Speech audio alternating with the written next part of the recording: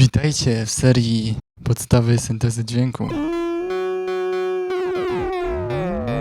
Dedykuję tę serię wszystkim, zarówno osobom, które już zajmują się syntezą dźwięku zaawansowanym, jak i początkującym, którzy chcą poznać podstawy tego wszystkiego. Będę się starał opowiadać po prostu jak najbardziej przejrzyście, tak żeby każdy z Was zrozumiał. Więc jeśli macie jakieś sugestie co do formy lub jakieś pytania, to piszcie o tym śmiało w komentarzach, ja wtedy będę mógł odpowiedzieć albo ustosunkować się w następnych odcinkach. I jeśli Wam się podobało, to zostawcie łapkę w górę, subskrypcję i to też będzie dla mnie oznaka, że warto w ogóle robić te filmy i że podoba Wam się taki format. Let's go!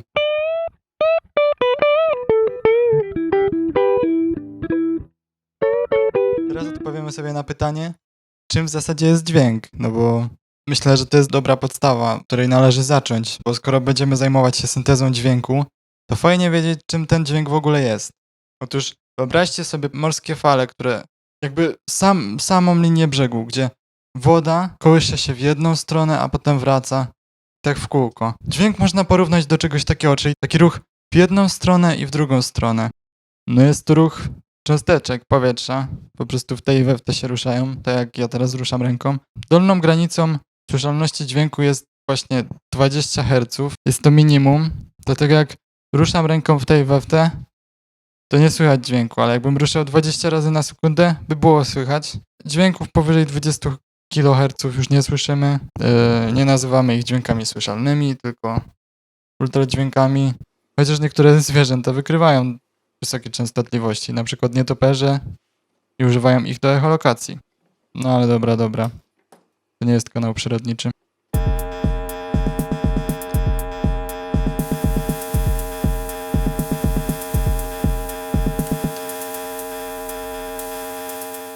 Tak, na przykład w skrzypcach dźwięk jest tworzony przez strunę, która drga. Drgania przekazuje na mostek, na podstawek, przepraszam. Podstawek ją przekazuje na płyty rezonansowe, przez duszę też. Tu jest w środku taki kołek, który też sprawia, że ta płyta drga. Dlatego słyszymy ten dźwięk tak głośno.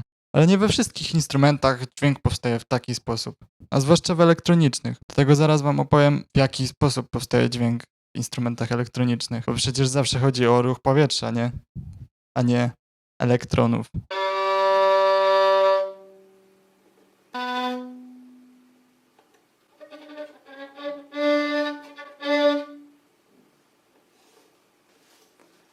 Otóż z tą zmianą ruchu prądu na ruch powietrza, no generalnie to jest tak jak z telefonem. Mamy telefon, ten telefon ma tutaj gniazdko na słuchawki i jakby sam telefon generuje sygnał elektryczny, a przez to, że możemy wziąć na przykład słuchawki, to możemy ten dźwięk usłyszeć, ponieważ słuchawki, głośniki i inne tego typu urządzenia są przetwornikami zmieniającymi ruch elektronów w ruch powietrza.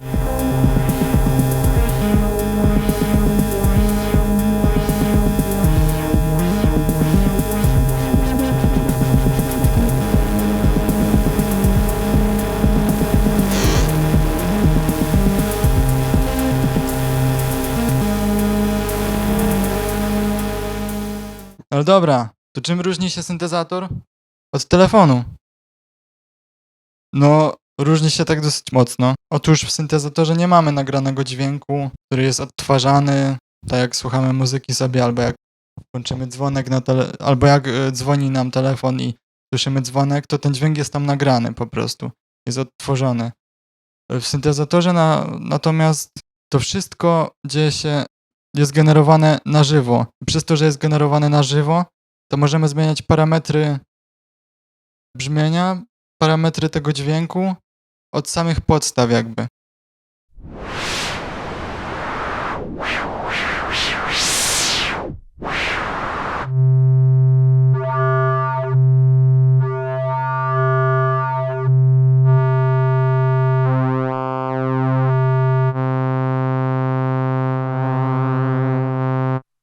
W przypadku tego syntezatora w ogóle nie mamy układów cyfrowych, Wszystko jest jakby tworzone przez układy elektroniczne, analogowe, czyli tak samo jak, nie wiem, 50 lat temu. I mimo, że wszystko tutaj się dzieje za pomocą prądu, to zjawiska, które tutaj zachodzą, bardziej niż do tworzenia dźwięku pasują do stryknięcia paznokciem w kubek.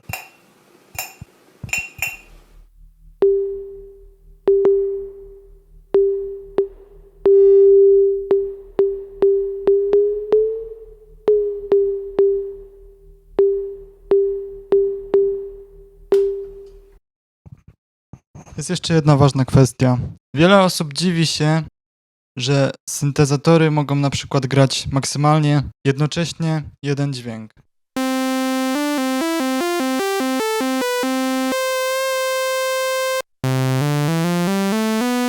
Jak grasz na gitarze, to możesz zagrać kilka dźwięków. Jak grasz na organach, to możesz zagrać tyle dźwięków, ile chcesz, bo jest tyle piszczałek. Każda piszczałka osobno generuje dźwięk jakby. Na przykład organy składają się w pewnym sensie z mniejszych instrumentów, którymi są piszczałki organowe. Bądź w akordeonie są to strojki. A jak to wygląda w syntezatorach?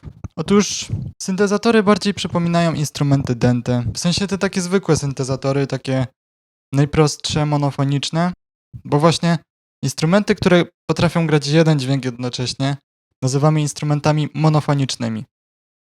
Więc jak mamy na przykład flet, to na flecie można zagrać jeden dźwięk, bo jak się przyciśnie inne otwory, inne klapki, to już zmieniamy dźwięk, zmieniamy jego wysokość. I właśnie w syntezatorach jest podobnie.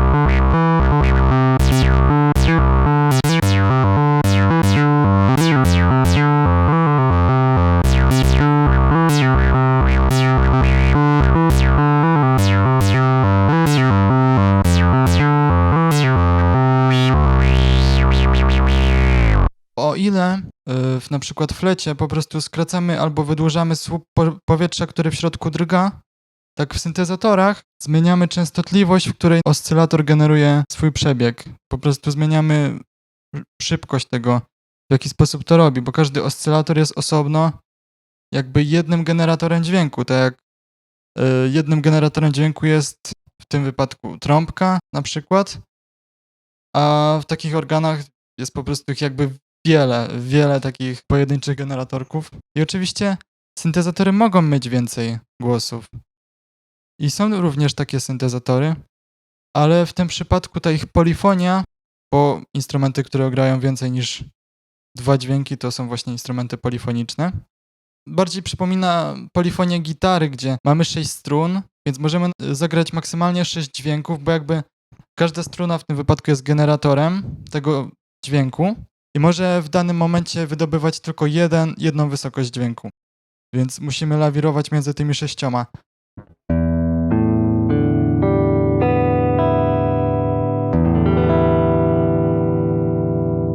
Instrument jest jakby jeden, co nie? Tylko właśnie ma 6 głosów. Syntezatory na przykład też mogą mieć 6 głosów, jak gitara.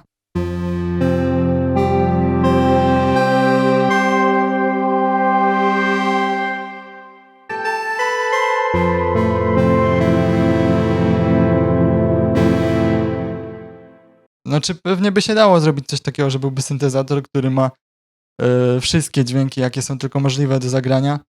Ale po pierwsze byłoby to drogie, po drugie średnio by to miało sens, a po trzecie popatrzcie na to, że na gitarze można zrobić glissa, co nie? Można podciągnąć strunę, zmieniać ten dźwięk w sposób ciągły.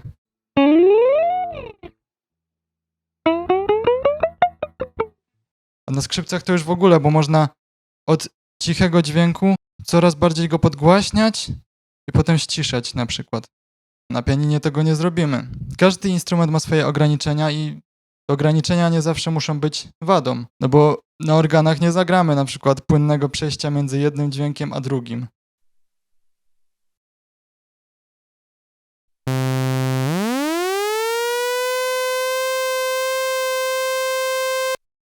I to jest właśnie plus syntezatorów i myślę, że trzeba mieć na uwadze, że to nie jest tak, że to są instrumenty, na których ma się grać jak najwięcej dźwięków, tylko grać taką ilość, jaka jest potrzebna. Jeśli gramy na przykład akordy, niech to będzie na przykład 5 dźwięków, a nie 100, no bo ogólnie takie myślenie, że instrument powinien mieć jak największą polifonię, jest myśleniem prymitywnym.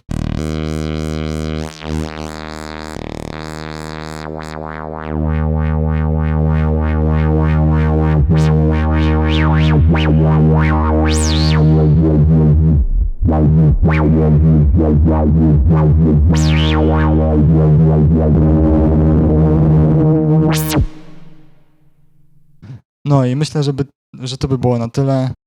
Wiem, że trochę się naczekaliście na tą serię.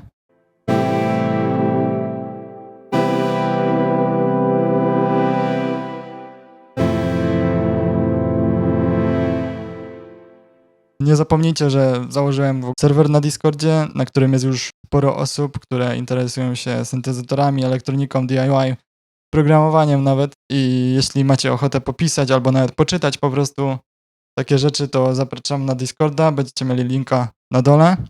Zapraszam na Buy Coffee, jeśli chcecie mnie wesprzeć bardziej niż tym lajkiem, suberkiem, to możecie mi jeszcze postawić wirtualną kawkę praktycznie bez żadnego logowania blikiem mi. A jeśli chodzi o rzeczy, które ostatnio sprzedawałem, o których mówiłem wcześniej w poprzednim filmie, Digiton jest sprzedany, część płytek jest sprzedana, ale jeszcze coś tam zostało, także też zapraszam na Olixa. Miło było, tutaj był Volatil Skim i nara.